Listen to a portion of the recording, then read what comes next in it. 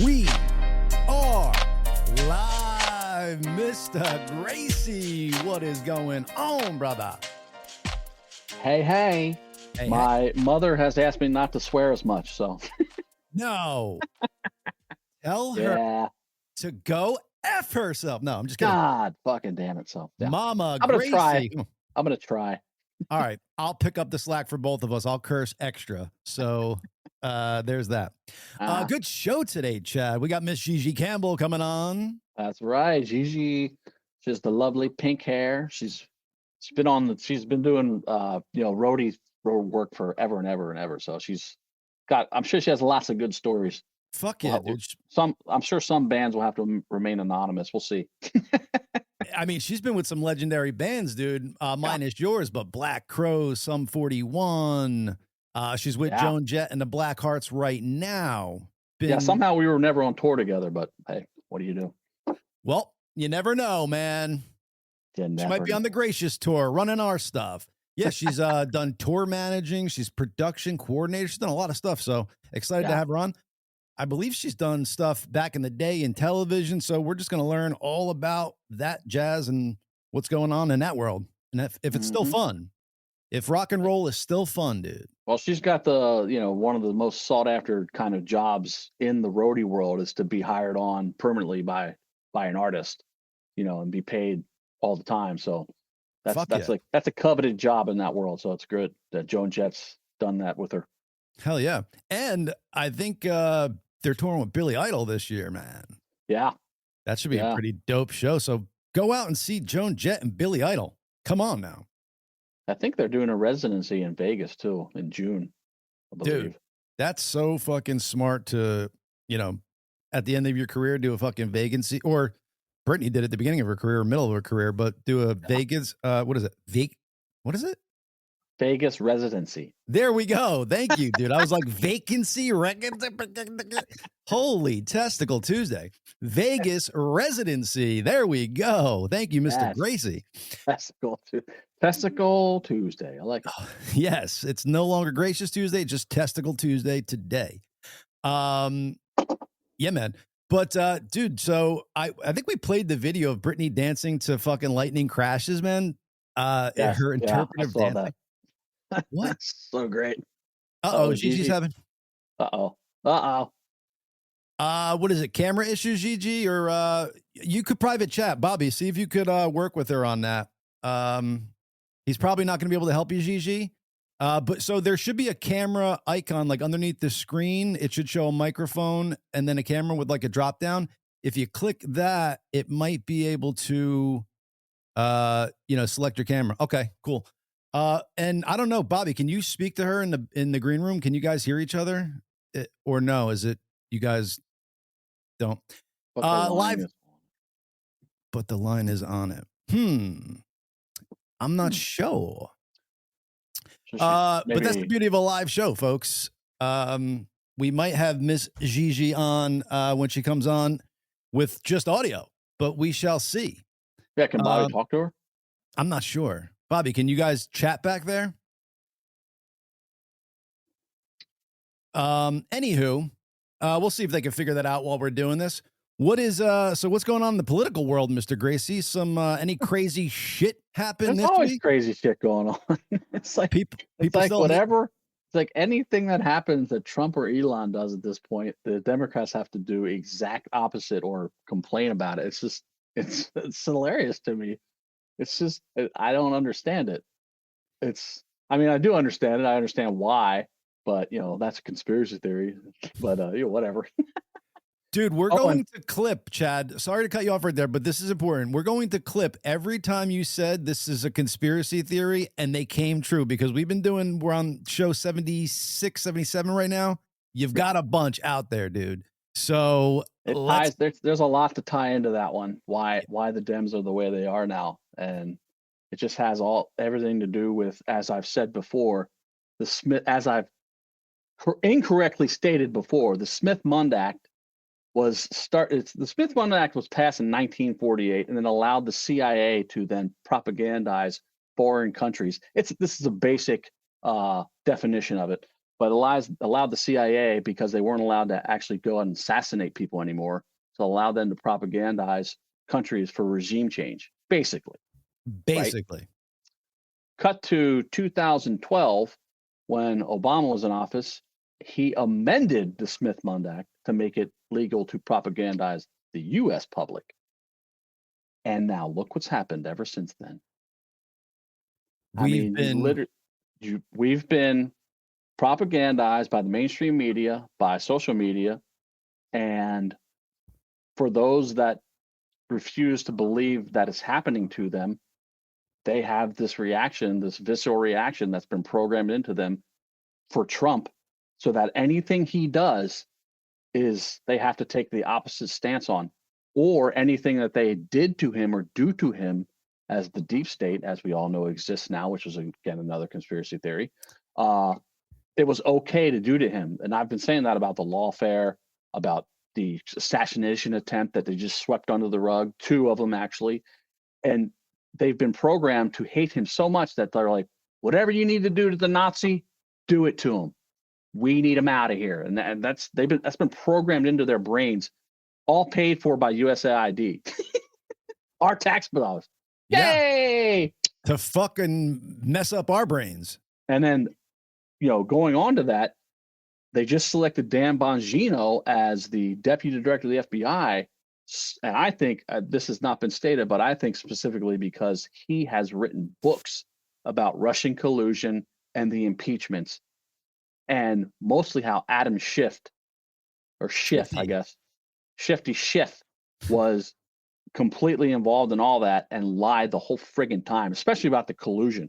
The collusion where every day on TV, I have all the evidence. I've seen all the evidence. I have conclusive evidence. This is what Schiff would say every friggin' day on TV. And of course, MSNBC, thank God Joy Reid's gone. Bye-bye.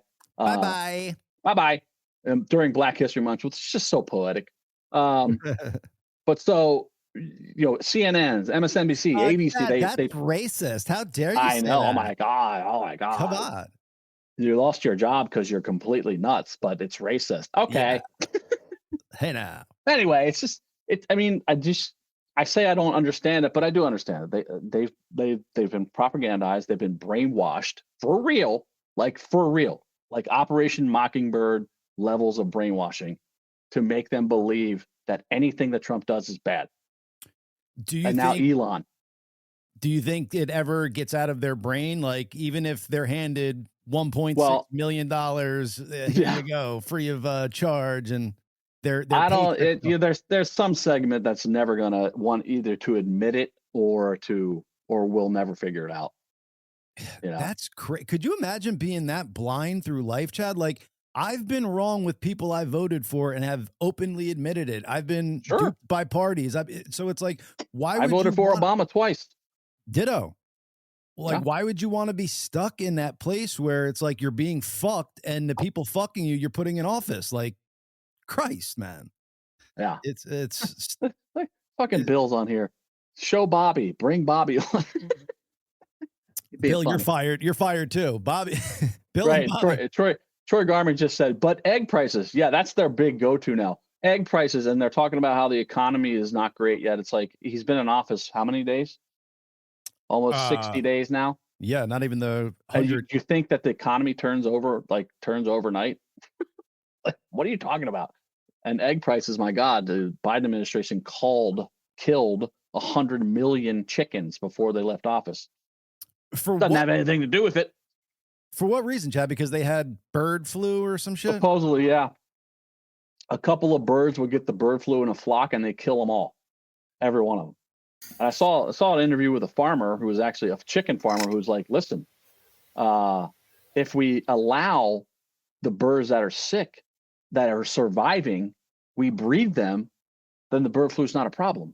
But you kill everybody, all of them, it just continues. There's no immunity built up against it. Did you hear, Chad, that they discovered in bats another fucking COVID-19? Oh boy, here we go. Dude, yeah. Does anybody believe that? No, Bobby, please fucking look that up in the meantime, because I saw the headline and I just went right past it because I'm like, no fucking No, there'll be some way. people that believe it. But I'm like, no way are they trying to fucking pull this shit again. It's hilarious. Quick. It's wild. It's wild.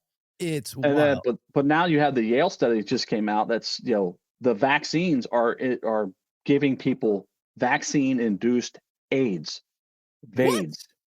Yeah. Oh yeah. Vaccine-induced acquired immunodeficiency syndrome. Oh. So wow. Yeah, it's a Yale study.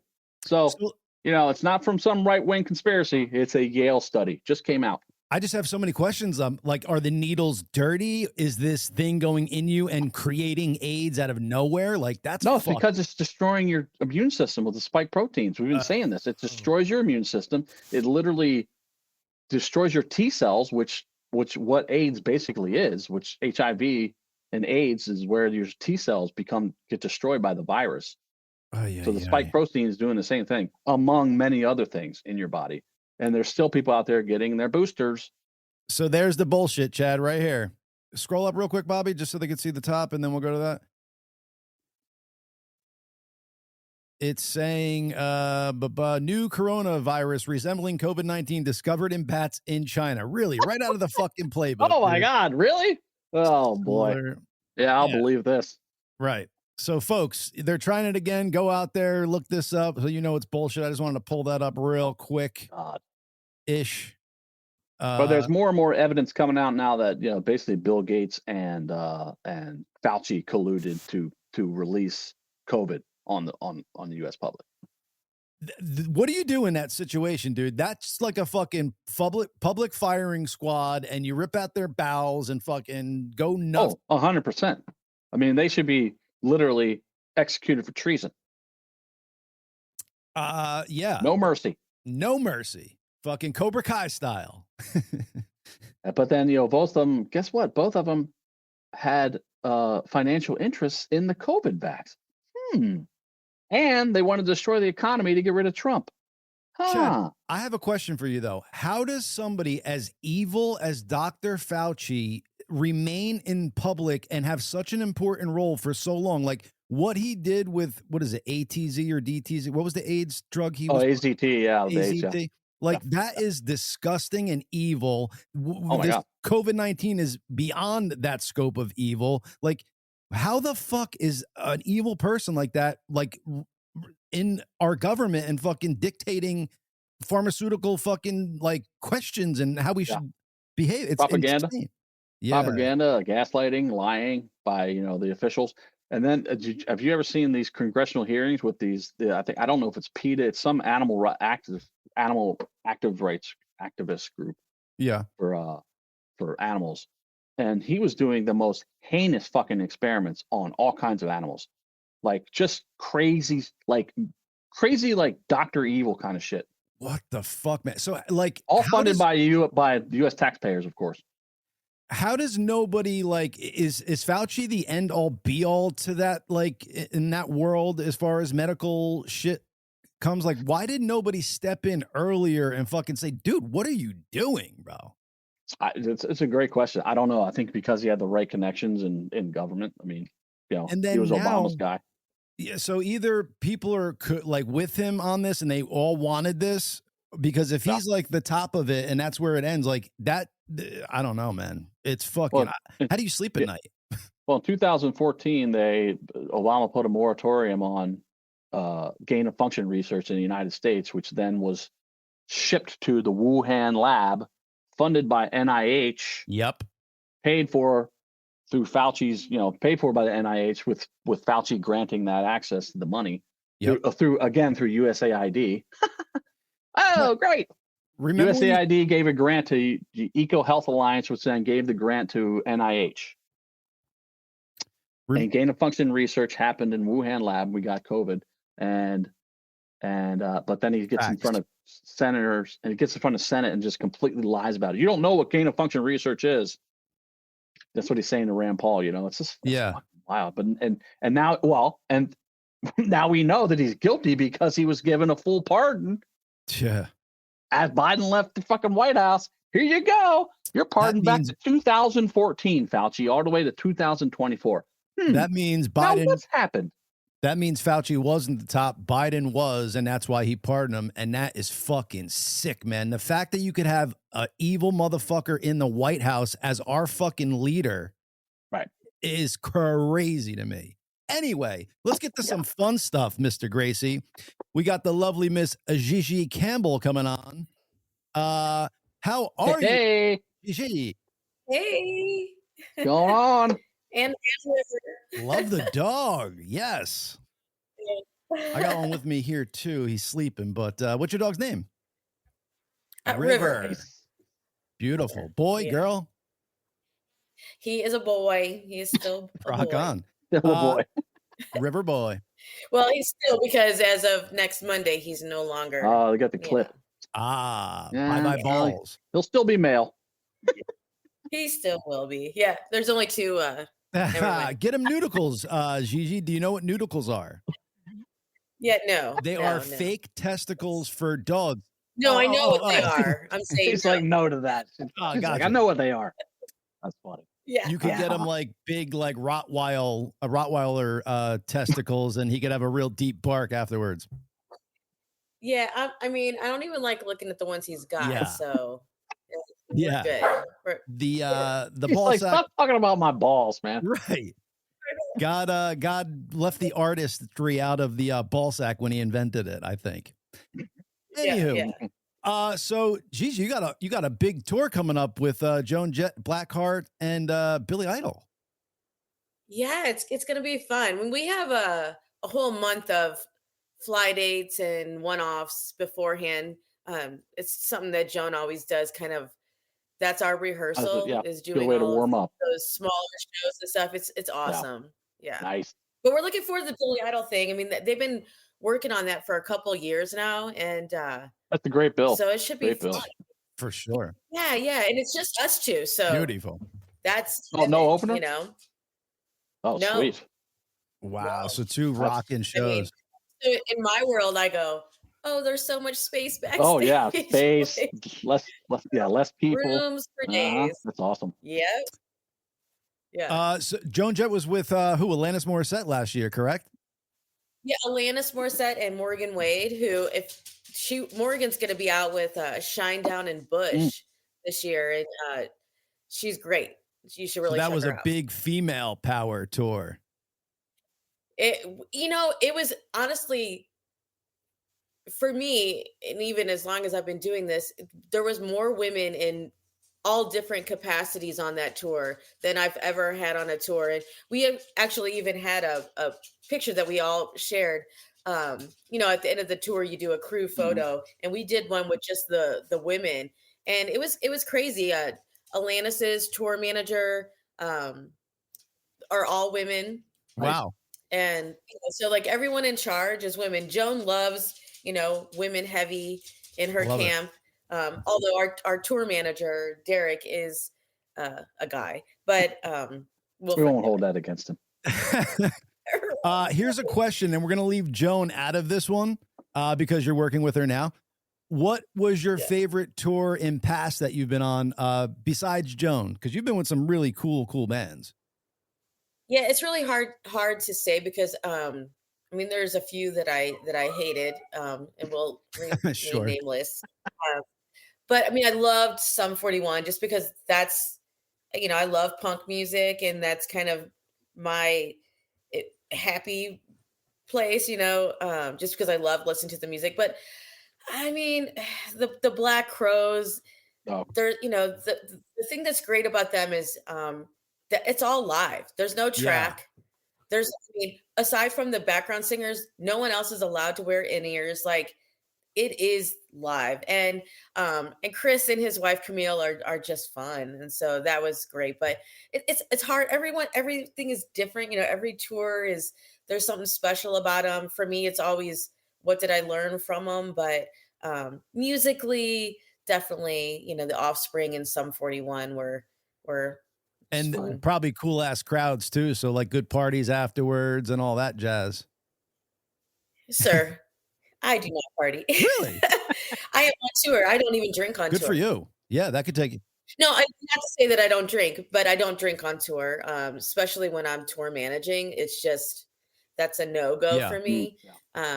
It's something I learned a long time ago from Guy Sykes, who is Disturbed's tour manager now, but he was the original Pantera guy. Oh, wow. So, and he was partying back then. But when I met him, I was with Godsmack with him, and it was just really one of those things, especially being a woman in this industry. It's just really, you don't want to be the sloppy drunk girl on tour. You don't want to be, it's just a bad look. And especially when you're tour managing, if the bus, you after show, whatever, it's a roadie Friday. That sounds great. The bus breaks down. Well, they're coming knocking on your window, like solve the problem. And if you've been drinking, well, who's there to solve the problem? Has that ever happened to you when you were possibly drinking on a tour? Is that why you kind of took on this no drinking thing, or you just learned from watching? No. There was only really in my history one tour that I drank on, and nothing happened, but I never felt really good about it. And so I didn't do that. Well, if Joan's looking for a production coordinator that does get drunk, let her know I'm available, and I have purple wigs I can put on to compete. No, right? Yeah, it's funny because Annie, our LD, who previously had my job, that's the great thing about Joan is they're super loyal. And so aside from me and Derek, who both came into the camp last year, everyone has been with them for 15 plus years. Oh, wow. So that is a family. Yeah. You can jump in. You're a black heart for life. Nice. Yeah, we had a tour manager who was breaking up with his girlfriend. This is early part of Throwing Copper, and he was a fucking mess. We had to get rid of him. We went to Australia, and we went to a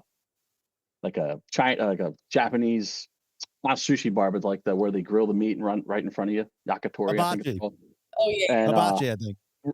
Yeah, hibachi. It's like a hibachi. So we're sitting at the bar, and I don't know if he got a, no, he didn't get a text. I think it came from the hotel. He had learned that his girlfriend broke up with him. So he got shit-faced drunk, and then he broke the bathroom door off in the bathroom, and like we had to pay for it. We're just like, what the hell? Wow. And we kept him on for a little bit longer. We're like, oh, he's gonna get over this. And then we went back to the US, and he was just a mess. Constantly late to lobby call, which is like the big no for tour manager. He's the tour manager when the tour manager's late to lobby call. Say that? Yeah, that's unacceptable. Oh, yeah. So well, he seemed like a good guy, but he was lovesick. That sucks, man. He probably didn't speak to that girl again and lost a fucking cool ass job. Yeah. It probably isn't doing it ever again either. Yeah, I don't know. I don't know what happened to him. It's a bad reputation to have. Your reputation goes a long way in this business, doesn't it? It follows you. Oh yeah. It's everything. That's all you have. Because you can. It's pretty rare that I would get a gig just sending in my resume. It's word of mouth. It's always who you know, who's worked with you, who could be like, oh, I heard this person's hiring. Let me put you in contact. And everyone is pretty good about doing their due diligence of, being like, hey, what do you know? And because that's part of the hard part of putting together a tour crew wise is, making it blend, making people all the personalities and all that. Yeah. The person Jeff said, John Phillips. I know John Phillips very well. Oh, nice. Shout out, Mr. Phillips. Hey. Mr. Phillips. Gigi, if you don't mind, how did you get into the business? Like, how did that start? Way back when, I don't want to say the year because it was so long ago, but I started selling merch for a local band, The Urge, who, got signed, blah, blah, blah. Yeah. Rock on. So I think I was making hardly nothing, tips. So you were like in the struggle with that band, kind of. I didn't do the hardest part of it, but yeah, Does it get like a movie set kind of on these tours where when the tours end, kind of people go their separate ways, even though you're kind of really family-esque? Do they kind of keep in contact when they start going on different tours and all that? With the Urge guys? Well, just anything in general, because I've heard just like a lot of times on movie sets, like people get real close and stuff, and then they have every intention of keeping in contact, but lives get busy, and then different movies happen, and their lives get kind of separated, and I mean, I definitely think that there'll always be one or two people that you kind of always hold on to. I mean, Facebook has definitely changed that because you can still kind of you friend people on Facebook, so you can kind of be on a peripheral and see what they're up to, and see if you're going to be on tours together. But yeah, I mean, you definitely, the people that truly have your back and you have theirs, like you stay pretty tight, because it's your road family. I mean, and people make fun of it, but I mean, we're like gypsies. We come in to an empty room and we have to set up, and everything depends on us, and how we interact together is how that day's gonna go. And so I mean, that's like the big thing with Joan Jett, which is so great, is like it is a family, but that comes from the top too. I mean, I'm sure Chad can attest to, if the band is shitty to people, is shitty to their crew, the crew shitty to each other, the crew shitty to locals, like it definitely starts from the top up. And so you can always kind of tell, like, if you work local shows, if how the artist is. Wow. So yeah, that's some good insight. It flows downhill. That's how it works. I've always known that for some reason. I'm usually at the bottom. Yeah. I mean, like with us, like Joan is so rad. I mean, I can't say enough cool things about her, that we come into our last tour, and the locals are like, man, you guys are just like a well-oiled machine. Everyone's happy. You guys are like joking all the time. And I'm like, yeah, because, I'm sorry. Oh, don't apologize. I'm like, stop talking about my balls. No more. I know. He, the TV was on, so he loves TV. But we're like, yeah, because we have the best job in the world. I was just going to say, and we have, it's got to be real validating doing what you do, because not only do you get to like actually see the work completed and you have it like a complete thing when you're done, but then you also get to see like the audience respond to what you guys put together. Yeah. I mean, for me, even when I'm with bands that I, don't particularly care for, the minute that, the house lights go down, I instantly get goosebumps. I still do. Even if I'm going to see a show, like it just, I get a visceral response from it. It's awesome to be part of stuff so cool. I mean, like Sum 41, we played Hellfest, and I think there's 180,000 people out in the crowd, which there's no way to describe that energy that you feel standing on a stage. I mean, Chad probably has a better way of describing it, but shows are an energy exchange, and to stand up there, even though I'm not performing, but I helped in a small way make all 100. Of that, I mean, I got them to listen, and so the energy you feel up there is just, there's nothing like it. And it's all directed towards that area. So, I mean, it's like, I think even if an innocent bystander maybe walked on that stage and got to look out and see the crowd staring back, they probably feel all that energy, too. It is insane. Like the pictures, I have pictures, and I'm just like, God, like it's crazy. It's so cool. Like you literally don't even see the people anymore. Oh yeah, they're just little dots because they're so far back there. I was gonna say, you go back to you come into an empty room and you make it into this gig. Most people don't appreciate the logistics of that done every day. Yeah, the amount of people involved. Think that we walk in and like everything's on the stage, and we just like you come in with your drumsticks and everything was just already there, and that's how it is. And it's so far from the truth. Literally the stage is empty, but it's there. All the stuff is there because people like me made it be there. Yep. And people got fed that day. Local crew, everyone got fed because we made, the caterers appear. Yeah. Like all of that stuff happens because tour managers and production coordinators, like we all made it so happen. much goes into making the show and everything works seamlessly together that you almost don't realize everything that goes into it because it's put together so well. So that's the idea. Like she said earlier, it's like it's a shame when the artist loses that sense as well. When they are shitty to their crew and just it's horrible. I've seen it. It's rare. I don't think it's hey, no, name names. Yeah, I mean it's rare, but it definitely it sucks when it just makes for a very long I didn't day. realize you said something earlier, Gigi, that you could be working for a band where you're really not into their music. I kind of figured that everybody on the crew was like maybe part of that crew because they were a fan of the band. Not always.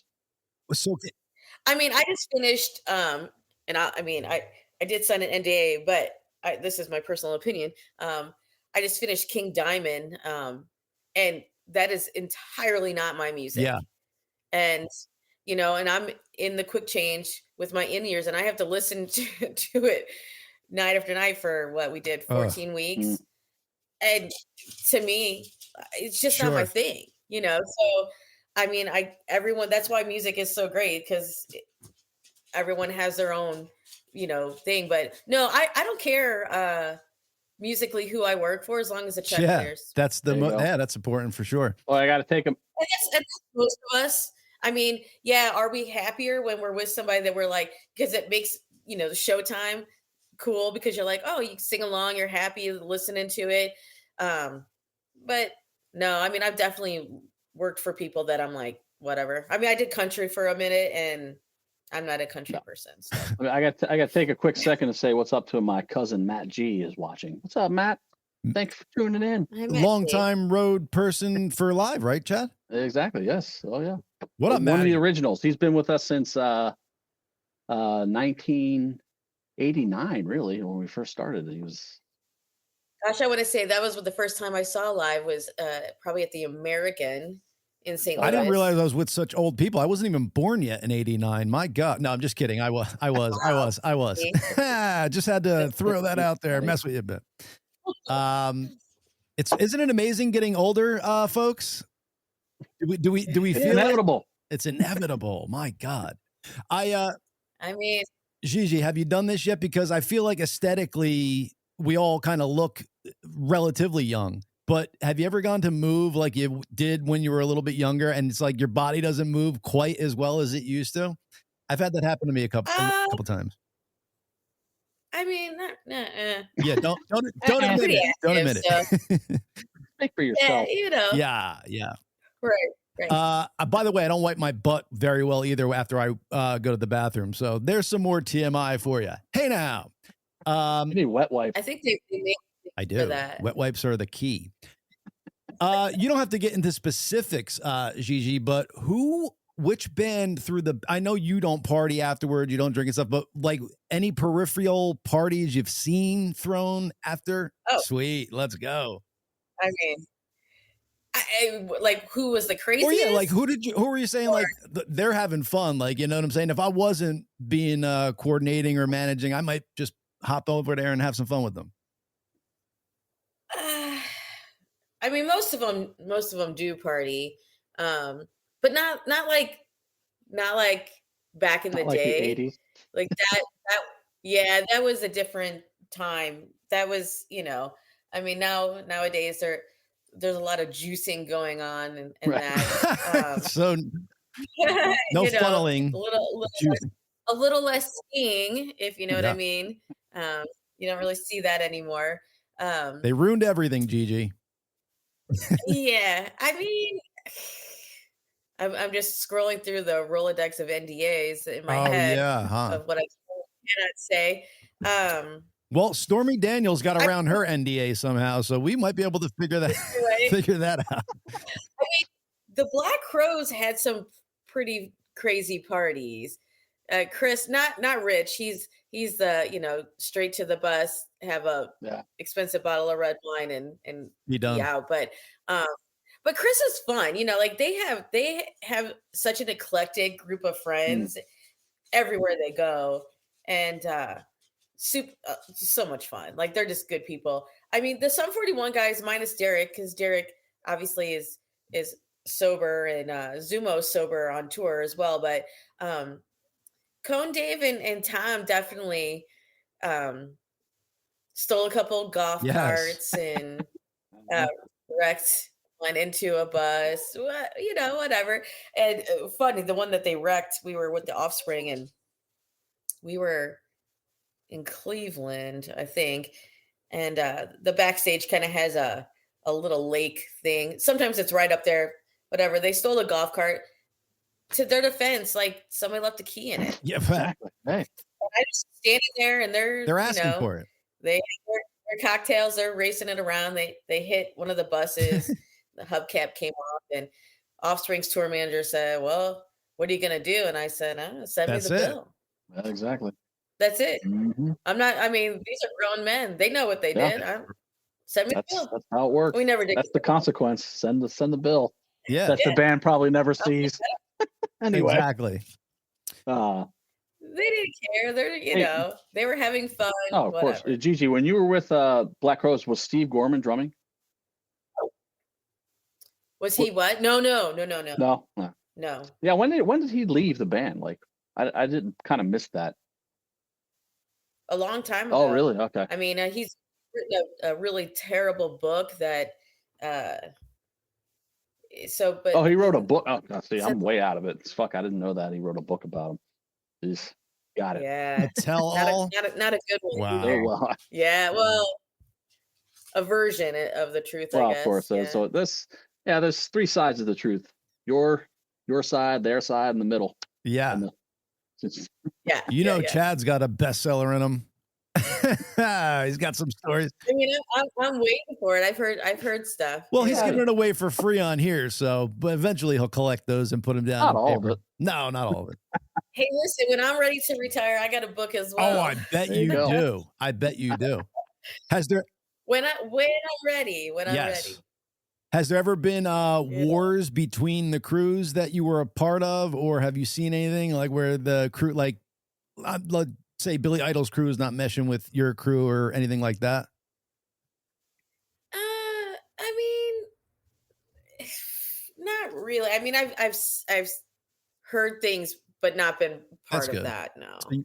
I mean, it's you really can't. It just doesn't make sense for anyone.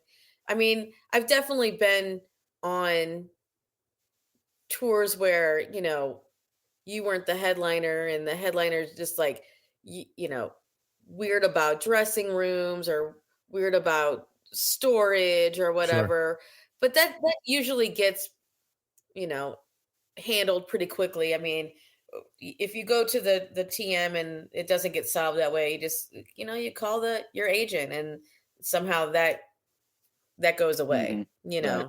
It seems like a really long process because you guys are setting up basically before the show starts and then breaking down when the show ends. Like, so what is a normal, like, wake up time or and go to sleep time on like a setup show day? As a headliner or as direct support? Let's go headliner. I mean, headliner is going to be totally different. So usually you're loading, let's say you're doing a shed tour, amphitheaters. You're going to have a, 7 o'clock, usually, 6:30 walk and chalk. In the morning? So the riggers will come in. Wow. Yeah.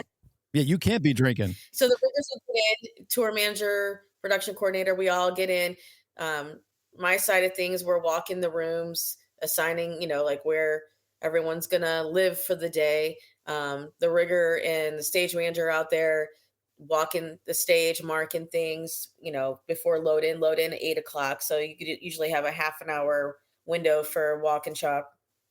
And then you start loading in, and depending on the stage, I mean, Joan is super easy. We're punk rock. We don't have a lot of flair, bells. Yeah. Bells. But yeah, I mean, if you're talking, like, let's say like the Offspring's last run, well, even Alanis's, I mean, her stage, it probably took them till we would dump, as a support, we would dump our truck at 10 a.m. But we're not touching anything. That's just giving my backline guys a chance to, get their drums out, get their gear out, stuff they can work before they can, push the stage. But it's probably going to take until their sound check, which is typically a headliner. Your sound check's around 3, 2, depending, maybe 1. It just depends on the build, and if everything theoretically goes right. So Gigi, are you in weather? Because you're getting up so early and then going to bed so late. So are you taking a nap somewhere in the middle of the day to figure out? I am not backline, my friend. What was that? I didn't hear you. I'm sorry. Backline guys take naps. Right. Tour managers, production. Wow. There's no naps. So you are burning. So you could have a 17, 20-hour day. Okay. And then, so what do you have to do then? You catch up on sleep kind of during the week then? No, there's no. Okay, so we're doing a lot of cocaine. I gotcha. All right. Well, have you guys had catering on tour? Because I heard caterers they're up first getting breakfast done, and then they're the last to get out. Right. So I've done tour catering before, doing the dressing rooms, where I rode partially with the tour caterers, partially with production when I was doing dressing rooms for Kid Rock. And that had to be fun. He was great to me. I know, literally the thing that just happened in Nashville, I was there. So random that when he walked off stage, for David Bryan, the keyboard player for Bon Jovi's birthday at their bar in Nashville, I just happened to literally stumble in and catch all that. Yeah, right. But he was great to me. He was always gracious to me, and you call him Bob. Bobby. All right. But I pretty much never said his name. Very, very infrequently. But he always was nice and thank you and whatever. And he's super simple. His dressing room's simple. At least it was then. It's been a while, but But yeah, the caterers. So their days probably start around 6. Right. Definitely an hour before anyone walks in, because they got to, have breakfast up at Walk and Chalk. Yep. So that is amazing. I'm impressed that those working hours and stuff like that. What would you, let me ask you this. So if you're kind of full time with Joan and she's only touring say 4 months, 5 months, 6 months out of the year, can you hop on other tours, or you have an exclusivity with her or something? Oh, no. I mean, she is my primary artist. So, yes, we're told December before Christmas, this is what the year's looking like. It won't be less than this. It could be more. With April, they just said, hold all of April. We haven't announced anything but things are, then we ended up adding 12 shows. We kind of have an end date, that they give us. So then I will fill in my fall. So last year, as an example, we started March again, and I filled in, left Joan, was home for about 2 weeks, and then jumped on King Diamond until the end of December. And I mean, I've had offers to do stuff January, but I try to give yourself some time. Yeah, because it's a lot. I mean, I'm pretty much on tour 10 months till 10 and a half months, 11 out of the year. So, and that's sleeping on buses basically, through gig to gig. Depends. King Diamond, we day drove, which is unheard of, and horrible. So you're in great hotels every single night, but it's brutal to day drive. Even though it sounds like it's not, it is. Yeah, it sucks. It's crazy. It's horrible because the nice thing about buses, I sleep like a baby on a bus. I love it, especially with Joan. We get condo bunks. Mm-hmm. If people don't know what that is, a normal bunk is very coffin like. Yeah. It's normally 3 high per bay, and condo bunks are 2 high per bay. I mean, yeah, I'm a little person, so I can, it's not so bad for me because I'm only 5'2", 120. So it's not so bad. The bigger, tall guys, it sucks. But we get condo bunks as crew for Joan, So I can sit up. It's just like having a big couch. It's awesome. So you're supposed to be sleeping on there during the day drive, or you save that for the hotel? I know I'm asking like kind of probably stupid questions, but I have no idea. No. Yeah. I mean, so, right. So with Joan, once you load out, everyone's showered, then you sleep driving to the next place. Cause it could be, 4 to 6 hours, whatever.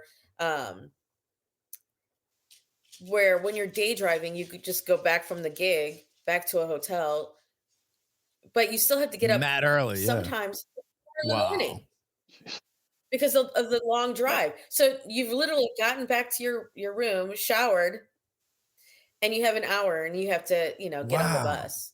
And so then, yeah, you sleep during the day, but when you're in a position like with King Diamond, I was the assistant tour manager. I can't sleep all day. Right. Because they're already at the gig, the crew, so you're probably, it's a no sleep cycle. You're probably running on adrenaline a lot of the time on tour. Like, fuck, man, I just got to keep going. Coffee it up and Starbucks. Yeah.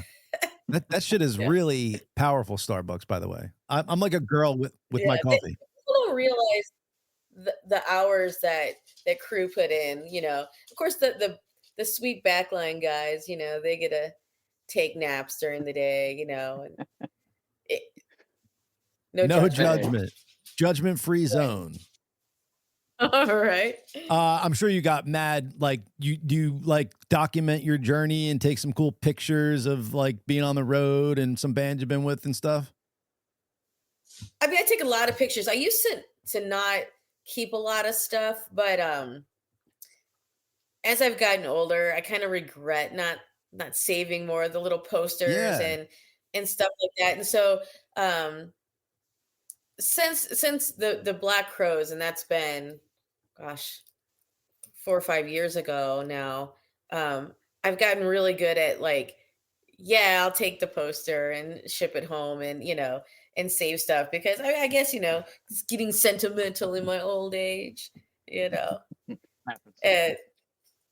no, it's stupid. I'm actually looking at a pile of posters I probably have, because one thing, just side note, that some of these venues do that's super cool is like when you walk in, and I'm sure that Chad can attest to this, they will have printed like all of your album artwork and they get it framed and stuff. So when you walk into these amphitheaters, they have, or they'll take cool pictures or whatever of your band and kind of specialize it for that day. And at the end of the day, they give them to you if you ask for them. And so like, nice keepsakes. Like one second here. I have a really cool, this is, I don't know if you'll be able to see it. A Black hell yeah. Nice. Yeah. War paint. Yeah. The war paint one is the one I took. That was from a venue somewhere around Chad's Passings home neck of the woods. Yeah. Pennsylvania style. Somewhere around there. Something, yeah. But it's really cool. So that, like I started taking those things, like one of those, and you're getting sentimental. And Joan's really great about, we make posters, and they at the end of the tour, Annie goes to the warehouse and gets one for everyone and ships them to us. Very cool. This is funny. I'm not going to say her name, but you know how your hair is like a nice bright color pink? Yes. I don't know if you know. But I knew a girl who had a nice bright blue color hair, like on her head. And I said, "Oh, I love your hair, cool color." She's like, "Yeah, it's not natural." And I was like, "Yes, really? I definitely did know that because it's fucking bright blue." But have you ever gotten is that natural? The comments are always incredibly stupid sometimes, and it's Pinks usually have more fun. Older men who are like, "Is that natural?" And you're like, "Yeah." Yes. I just say yes. I mean, when you have pink hair, I mean, I've had pink hair now for I went back, I'm naturally a blonde. I went back blonde for a hot minute. So, but all said and done, I've been pink for about 25 years. Yeah, a long time. And it rolls off my back now, like the stupidity. Yeah. And mostly it's positive, but River, stop it. Well, it's definitely like back in the day, I mean, there was such a stigma around hair color, tattoos, piercing. It's thank God everybody like stopped being anal and was like, they're just people expressing themselves. Like there's no big deal to it. You know, it does. Yeah, I mean, you still will get it. Older folks, you know, mostly what I get is, you know, oh, I would love to do that, but I'm not. Uh-oh. I got a frozen Gigi. My ex-husband, he hated tattoos. I'm covered in tattoos. But I still did it because, oh my, you know. Yeah, you're expressing yourself for sure. Hopefully he didn't marry you just for your hair color. And then, you know, once you change it, see ya, wouldn't want to be ya. Yeah. Well, you know, in the wedding vows, till death do us part was in there, but not till she changes her hair color. They left that part out. Yeah. You know, or they become a raging alcoholic, whatever, you know. Well, there's that. Your hair looks really healthy. How do you keep it healthy dyeing it so much? True. Well, I only do my roots. So because right, right. And the color I use, it's a brand called Eero, and it's coconut oil based. So it's actually, you know, I'm not bleaching all of my hair ever. So got it. Yeah. What do you think about Chad with pink hair? I think he'd look fucking dope with it, bro.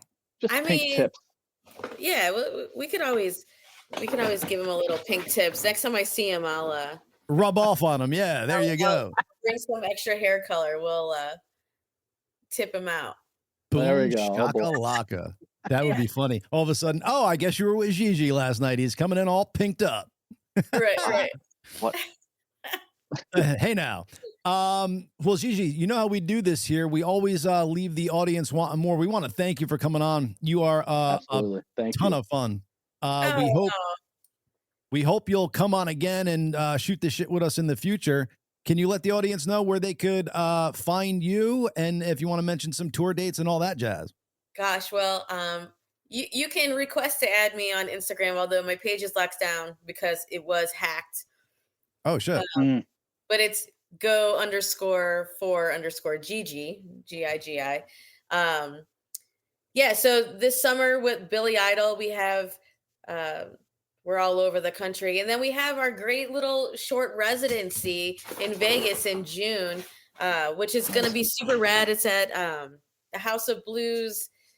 It's just Joan, a night with Joan. So, sweet. You know, she's really, if you haven't seen her, you know, I would definitely check her out, even if it's not really your cup of tea. I mean, without Joan, there would be no Foo Fighters, you know, there wouldn't be a lot of bands. And if you haven't checked out Joan's documentary too, I'd highly suggest that, because it's really cool just how women in the industry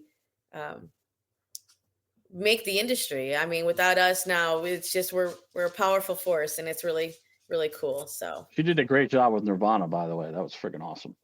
Yeah, she was having some tuning problems. I don't know if you noticed at first, but she as a true professional, just, you know, knocks it out of the park. And she's a gem. She's a national treasure. So 100.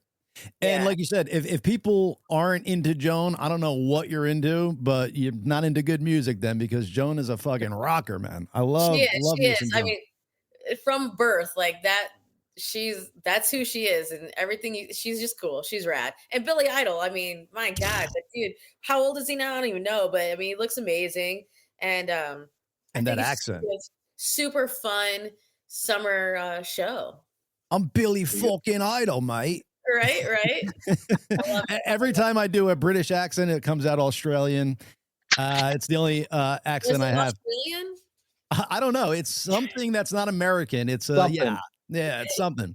It was a blend. Yeah. Gigi, thank you so much. We're gonna have you on again. If you'll come on, you guys. You were fun. That's Gigi Campbell, ladies and gentlemen. She's fun, man. Yeah, great. I didn't realize what like what a long day the crew has, man. Like yeah. Like I was saying, like most people have no idea how hard all those people work, guys and girls, and the length of their day is. Yeah, I mean, yeah. Fortunately, I've been the artist, and like we show up for sound check, or sometimes just show up for the show, and appreciate what they've set up. I mean, they're literally walking into rooms of nothing in there. They have to hang all the lights, hang all the sound, sometimes put a stage up. Most times they're staging there, but then they got to set up the whole stage, all the effects, all the this cool stuff that bands want to have on the stage to make it look cool, all the sound stuff. Everything is just, it takes a long time, but they get it all done and get that show happening every day. It's amazing. On your show day, Chad, did you have a certain wake up time? Like, would you wake up later so you could be fresh for the evening?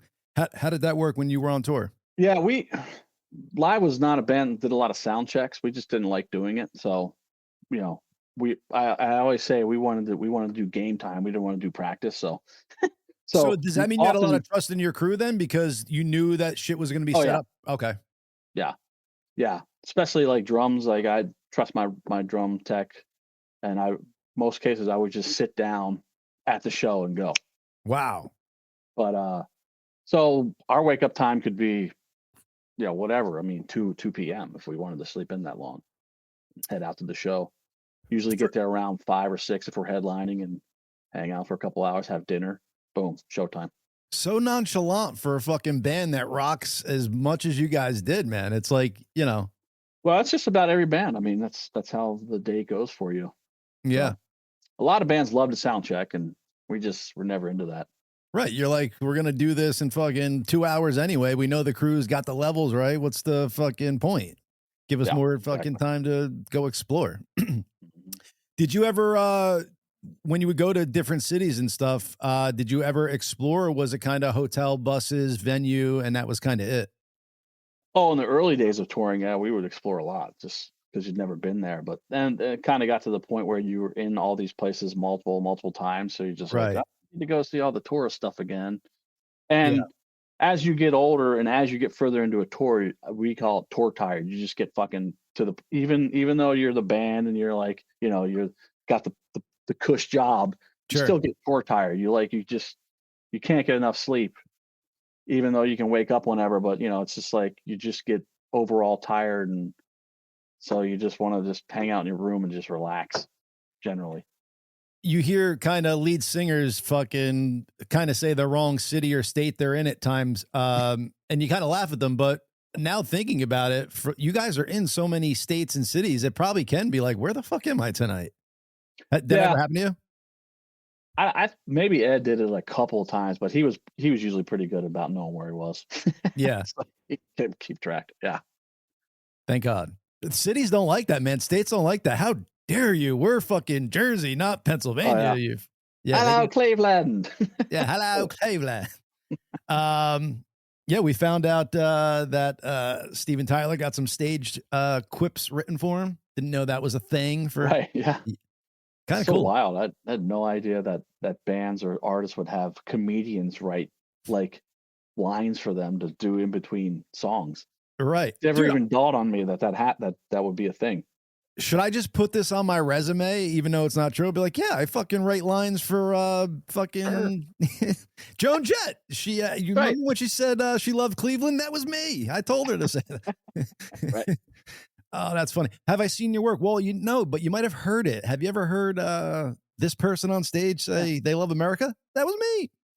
Oh, that's funny. Yeah, but that's cool though. I mean, think about it. And then if you're saying those words up there, they don't go properly. Like, they're not my words. Somebody else wrote them. So hey, wasn't me. I don't know what you're talking about. Wasn't me. Eddie Vedder he would like stop a show, do a fucking 10-minute political rant in between songs. I'm all about hearing your fucking opinion and stuff, but not at your concert, man. I want to get away from that, like the world at that point. Exactly. I want to enjoy the music. That's been the big thing with like football and even music now. It's like, just play the show. People want to come here for the show. They don't want to hear about your opinions about the world and stuff. It's like, okay. Right. Let's just do the show, have fun. use your platform, social media, and stuff. But when we're coming to a game or the event, like that's what we want. We want this as an escape from the fucking trials and tribulations of this shitty world at times. We don't want to be reminded of it as we, paying $60 for the ticket and then, oh, he's another rant about Orange Man and fucking blah, blah, blah, blah, blah. Right. Thank you.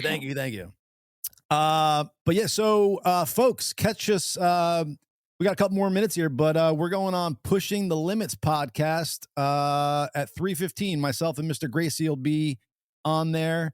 Is that live or is it recorded? Live, baby. Oh, cool. Okay. Yes. I'll do a post about it. I'll put it up. Put it up. So Pushing the Limits, folks, look for it on YouTube. It's a live radio show. Brian is the gentleman's name who hosts the show, Brian Shapiro. And he's got different political views than we do. So it should be a fun show, not hostile. We'll have points of view that probably differ, but, be talking normal like people can do. It's got so weird, Chad, where people with different political views like stop talking because, there's like I have family members that say like Trump's an idiot, but I don't want to talk politics. Okay, but you got to say that, but now you don't want to talk politics, right? And I can't. It's like we don't have to talk about politics. It doesn't have to be the topic of conversation and everything. It's just.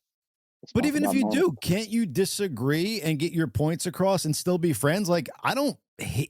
I might disagree with people who fucking like Biden stuff and want to figure out why they like him and how they get there. But like, I don't not like you because of it. We could have a difference of opinion and talk respectfully and see where your brain got there. Maybe I'll understand it. Maybe I won't. 100%. There you go. Mm-hmm. But it just got so crazy for a while, dude, where you couldn't even talk if you were on one side. And it's like, we were going out on a limb kind of doing this because when we started the show, like we were in the thick of it, man, fucking being on Team Trump and fucking right-sided. And I just saw this comedian, Jeff Dye, he was talking about it's like forever it was completely acceptable for anyone on the left to say whatever they wanted politically. Yeah. But if you're on the right, you couldn't say shit or you just shout it down. It's like, it shouldn't be like that. Like, right. Everyone should be able to express their opinion and not get fucking canceled or killed or argued with or using pejoratives or personal attacks. It's just like, right. People have different opinions about all kinds of things. 100. And they weren't even like arguing the point. They'd be like, "No, that didn't happen. He's an asshole." Like it wasn't even like, "Well, let me tell you how why he's talking shit or whatever." It was just like complete. Nope. Okay. All right. Well, that's how the world works. Often on my rants, I'm not targeting any one person. I'm just trying to understand the other side and talking about it. Yeah.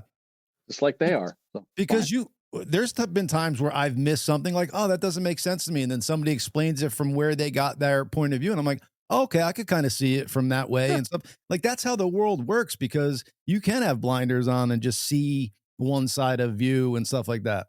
So it's like the fact that was being taken away for a while was crazy. And by the side that it was being taken away from is even crazier because that's not them or it shouldn't have been them. Right.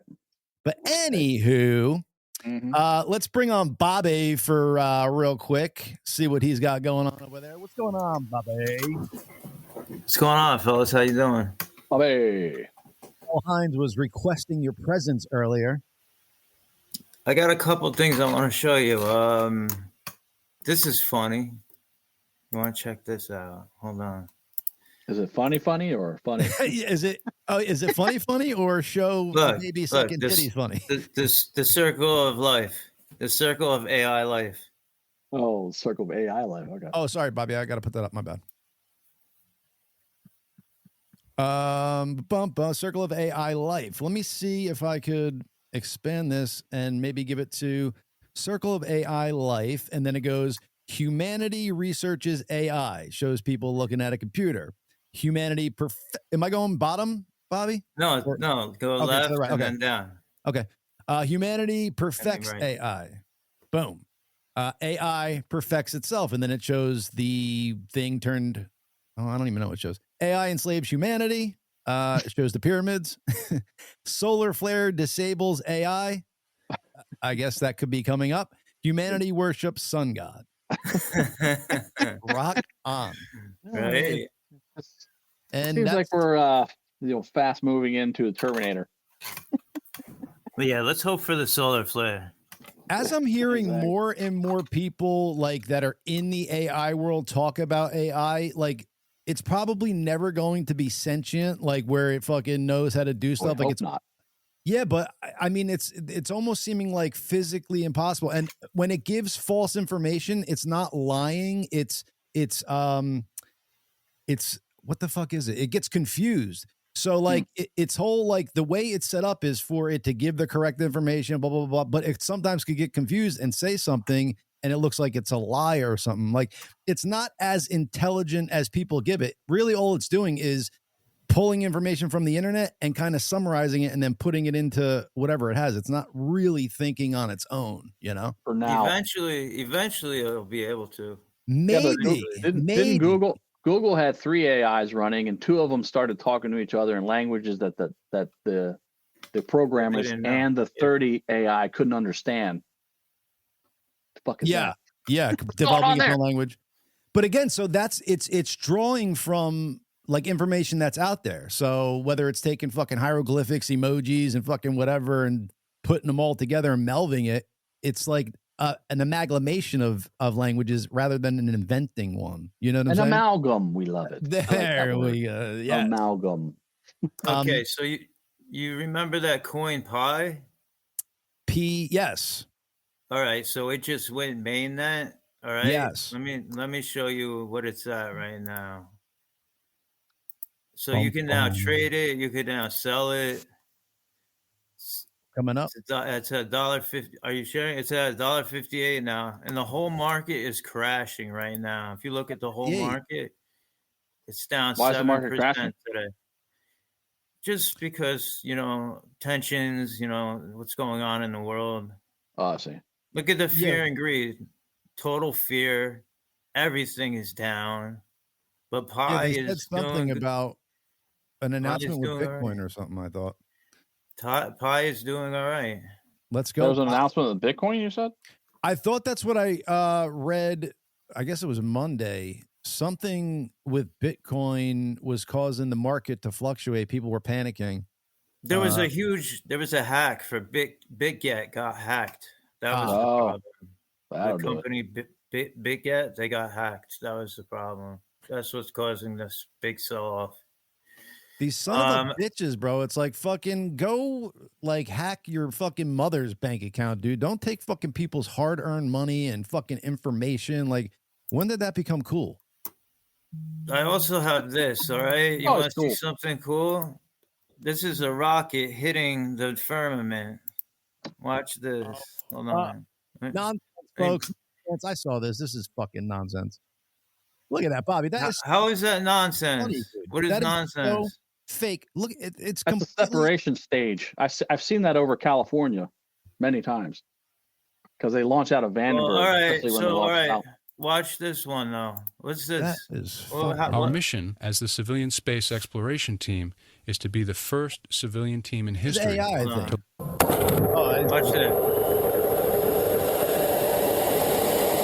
Watch how it gets started.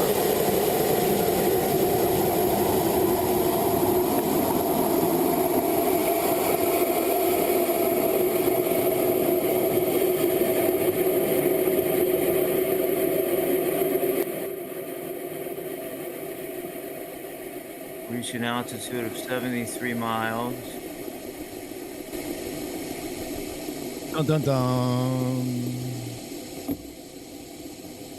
Watch this. But like that looks like it could be anything. Like, how do I know it's real? How do you know anything NASA's showing you is real? Well, I agreed. I just think that, hitting the dome in 3, 2, 1. As soon as it hits it, it's like it's like it's a Jello or something. It's like wow, it's like it's so fake. No, it wasn't fake. So you're telling me, Bobby, in your mind that thing went up and got caught in fucking gel and just kind of fucking. They got caught in the firmament, whatever the firmament is made out of. So when it just came to a slow stop like that, that was something catching it and. I mean, if that's the case, dude. Did you see the video of the flat earther who went to Antarctica? A guy took him down there and he saw the sun going around. Yeah, this 24-hour sun. Yeah. I saw that. Yeah. That doesn't mean anything, really. It could have been faked. Okay. I mean, yeah, then nothing means anything. And we're all, you know. I'm gonna do my own hot air balloon and GoPro with a Raspberry Pi and altimeter and everything. So I'm gonna do my own tests. You're not gonna go in that hot air balloon, are you, Bobby? No. Now, Bobby, we talked about before the show. We talked about pulling up the Joy Reid video. We gotta watch this. Yes. Oh yeah, I have that. Yeah. Come on, Bobby. Don't forget, pushing the limits, folks. Check us out. PBS Joy Reid race baiter got fired in Black History Month. We have Joy Reid having a complete and total meltdown. Make sure that you grab the popcorn because this one is a doozy. A doozy. My show had value, and that I'm sorry. Trashing Trump had so much value. Go DEI. What I was doing had value. Had value. And in the end, I'm sorry, I try not to cry on TV. And so much value that people didn't want to watch the show to the point where MSNBC axed her show. So much value, guys. This is kind of like me on TV, so I apologize. And that it kind of and then it mattered. I think. So, Bobby, we're looking for a video without commentary so we could do the commentary. All right, hold on. Let me find it. But, you know, we get the joy. I had value, but no one was watching. Okay, got it. Yeah, where was the value? It's like you were fired because no one was watching. Period. I mean, so many of them have commentary. Hold on. But no one was watching because of your bullshit. Yeah. Because you're fucking... Because you're lying. Yeah. And people are sick of it. Like, we want fucking facts given to us so we can make our own opinions, not your fucking spewed shit so we cannot... You're supposed to give us the news and then we can make our own opinions, not your opinion so that you're trying to turn us into trying to tell us what's going on. It's supposed to be the news. It's called journalism. And it's been lost for a very Tax Pro Review. It's I want to skip that. What I was doing had value. Had value. And in the end, I'm sorry, I try not to cry on TV. And this is kind of like me on TV, so I apologize. And that it kind of and then it mattered. I see Karen is there and she's been texting me as well. And so what I will just say is a Karen watched in the end. God. Hey now. Anyway, folks, you get the point. She's over there not realizing why she's no longer there, but yeah, that was MSN. So there's an example of just need to get rid of Rachel Maddow and The View and we'll be good. Charlie Bupp said, I live in a paper plate. So you know what's funny? The first man that went in a hot air balloon, Auguste Piccard, in like the early 1900s. If you could look this up, Auguste Piccard. There was a Hennessy commercial about it. When he goes up in a hot air balloon, he said that when he looked down, the earth looked like a flat plate with edges upturned. So that could have been the Antarctic ice wall, you know, that's holding everything in. I've been on airplanes and looked down, dude. I don't know, man. I can't get, I don't know. Where is the curvature? Where is the curvature? There is no curvature in anything. Talk to a sniper, talk to a pilot. They literally account for it when they travel or when they shoot a bullet over long distances. Yeah, battleships account for it when they shoot, when they used to shoot 26 miles. How would radar work on a globe? Radar is straight lines. Everything is straight lines. It wouldn't go around a globe. It wouldn't go around a curve. Listen, I'm not fucking well-versed in radar technology and how it works. I'm just saying. Well, I'm telling you, I've researched it, and this is the conclusion I've come to. But there's a huge leap going from fucking, looking up into space at a telescope and seeing other planets that are round and looking at the sun round, moon round, everything round. And then our planet is just flat. And whatever the fuck we're looking at is a firmament and it's not even space. Like, this is a huge fucking leap, dude. Like, people I know it is. There's satellites in space. There's fucking a space. There's no satellites in space. There's They're a space center. Balloons. There's a space center where there is no ISS. Where astronauts were stuck and needed to be like taken off. Those are stories, bro. You think they built how did they build the ISS? Why is there no video of them building the ISS? Dude. They've built it in stages. They built it in stages, dude. There's like 4 fucking different connector parts that are built in stages. There are no videos of them building the ISS. There's pictures. There's video of them outside of it fucking putting it together. So 99% of our information on the internet is through through lines that travel under the ocean. Fiber optics. Yeah, 99% of it. So there are satellites, but how does Starlink work then? How does Starlink work, Bobby? It's balloons. It's on balloons. So all those. That's why they're the number thousands and thousands of satellites are suspended on balloons. They're the number one consumers of helium. So Elon, so wait a minute. So you believe Elon's doing well with Doge, but you believe he's completely lying about Starlink and I think that has been a big deception from the start. Wouldn't you want to dispel that deception then and be the savior of the world? I'm trying. Not you. I'm saying like how are the Chinese and Russians in on this? Because they are against anything that the United States says. Like, why would they be in on it? See, people don't understand this all one world order when it comes down to it. People don't understand this all one world order. It's been a one world order for the past 200 years. But that's where the whole thing falls. Like you're just doing a lot of leaps there and saying like, this is like what the left has done with things. Like, you know what I'm saying? Like, you just get to a point and you're like, well, it's a one world order. Proof? Do we have I mean, how has the ISS been up there all this time and not had any like serious problems? Like they have. There could have been meteors that hit. I mean, like micro meteorites that hit it or something. Dude, there has been shit like that has happened. There's also, where they supply it, month after month. They bring in new they quarantine parts of it to fix. Like you could look into it and see all the shit that they do. I'm just saying this is the ultimate conspiracy theory. But this is the one I think that you got to let go, man. This is the one where I'm like, I'm on board with a lot Bobby is into, but this one just doesn't make any sense to me. I get your point of view where you're like, the government has fucking lied to us for so long that this is fucking a lie because they've just been doing it so long. But this is the one where the whole world cannot be in on it. We don't get along with anything. We're going to get along on this and fucking put this out. I don't know. It just don't. I have one more share about what Chad was talking about with the HIV. You got this show to the point where AIDS. Where we could go up in Bezos' fucking thing, and I could put Bobby up there so he could see. So, yeah, that's low Earth orbit, though. That's not space. That's low Earth orbit. I could put Bobby in space, Chad, and he would tell me that it's part of the firmament and fucking it's a psyop, and I'm in on it and everything.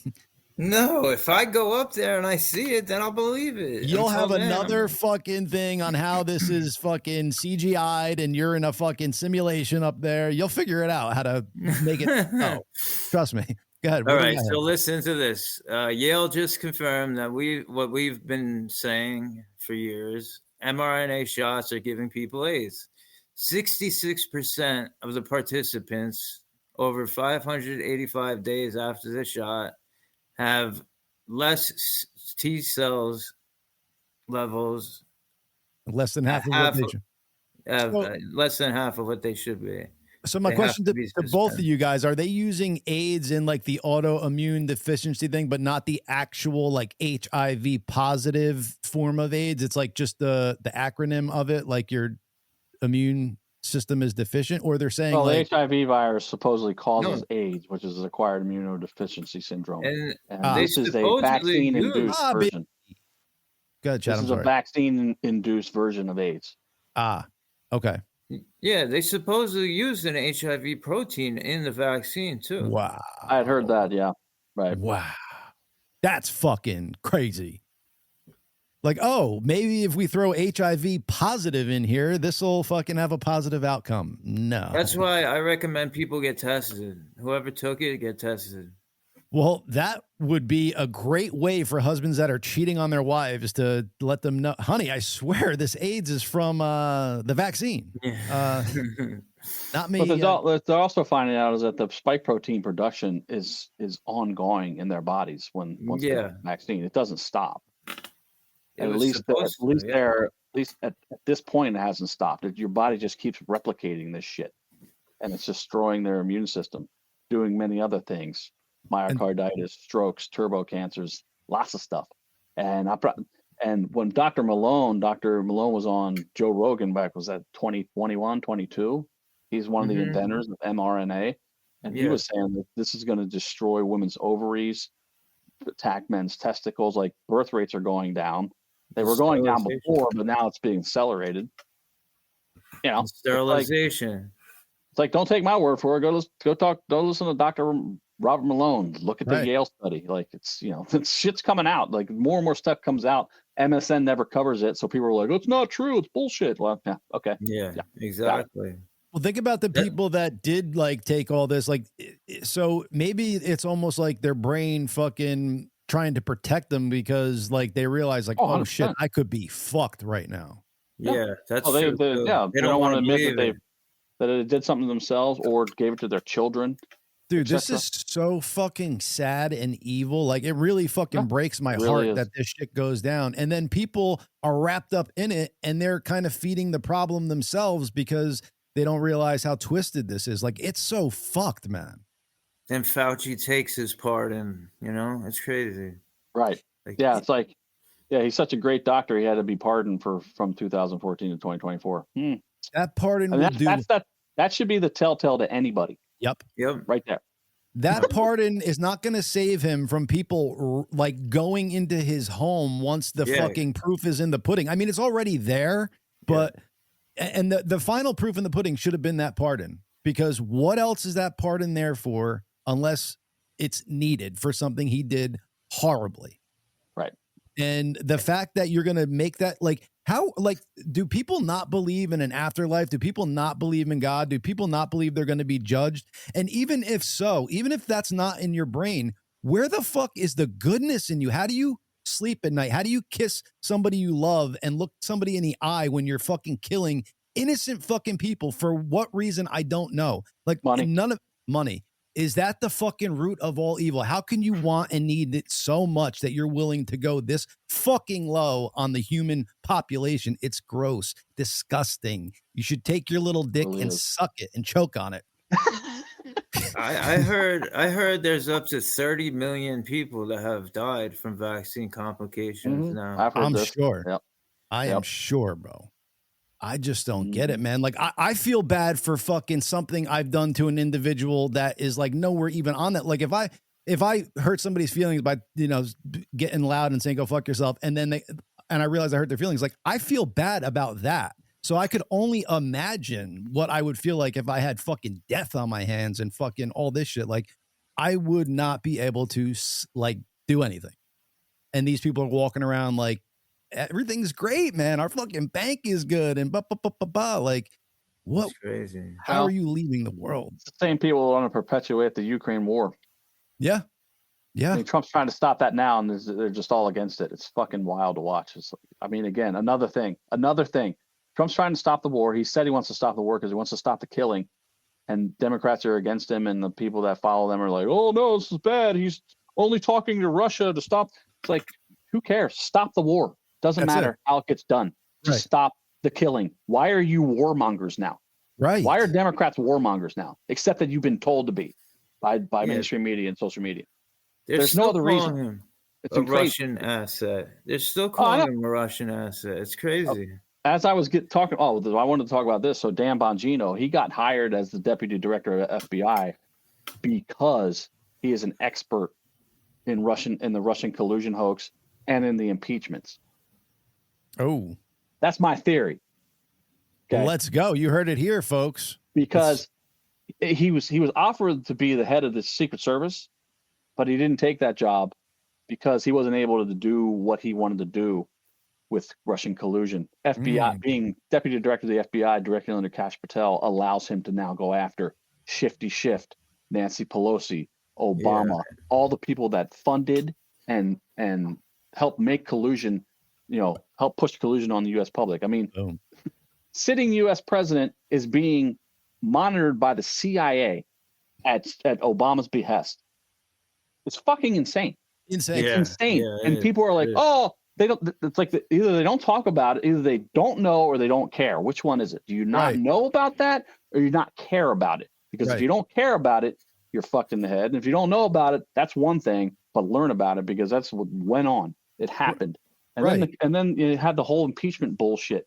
Biden literally there's an interview with him with the Council of Foreign Relations saying, if you don't fire the prosecutor that's looking into my son, that's not what he says, but if you don't fire the prosecutor, you don't get the $1 billion. Yep. That's true quid pro quo. And then what do you know? They accused him of doing. He signed it. Those were his words. That's what they accused Trump of doing, quid pro quo. By just calling Zelensky to see what happened with that. Yep.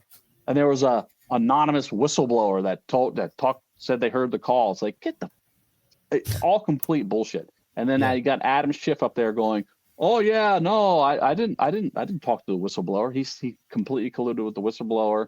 The whole thing is just insane. And Dan Bongino knows all about it. I can't stand that Adam Schiff. He's a oh my God, motherfucker. Well, and now there's coming out. There's 256 emails between Shifty Schiff and Epstein. Oh wow, what's that about? Oh wow. I mean, yeah. Well, Kash Patel says he's the most corrupt politician ever. Yeah, and we're going to find out. That's why That's why at the 11th hour he's standing out in front of the FBI building, trying with 5 other people, and there was no protesters there because USAID shut down, so they don't have their paid protesters. Yeah. And Shifty Schiff is sitting there going, he's not qualified. He has no integrity. No integrity coming out of Adam Schiff's mouth is like, what? Yes. No integrity. That is Charlie. Oh, sorry. That's the classic case of the kettle calling, what is it? Kettle calling the pot black or something? Yeah, thank you. The pot calling the kettle black. Pot calling the kettle black. Thank you. Anyway, it's amazing. Charlie Bupp said, bring them all down. Yeah, I went to school with Charlie.